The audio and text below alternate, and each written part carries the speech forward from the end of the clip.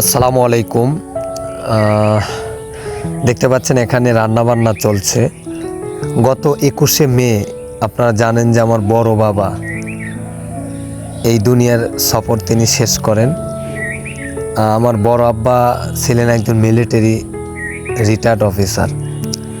উনি এলাকার খুব সামাজিক একজন ব্যক্তিত্ব ছিলেন, একই সাথে একজন পশু চিকিৎসক ছিলেন, খুব নামকরা, এক নামেই চিনতো, শামসু মিলিটারি।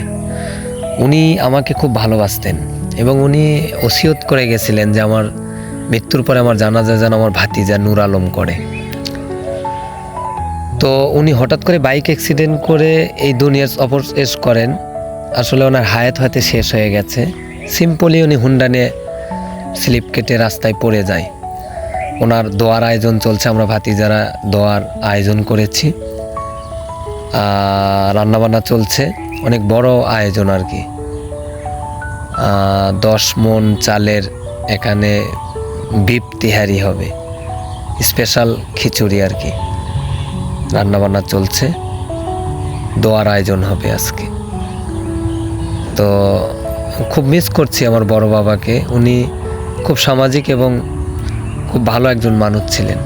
এলাকার মানুষের বহু উপকার তিনি করেছেন। মানুষ এসে তার কাছে সাহায্য চাইছেন আর পায়নি এমন কিছু নাই। সামাজিক একজন মানুষ ছিলেন। তো আমার বড় বাবার জন্য দোয়া করবেন, উনি যেন আল্লাহ যেন ওনাকে জান্নাতবাসী করেন। ধন্যবাদ সবাই।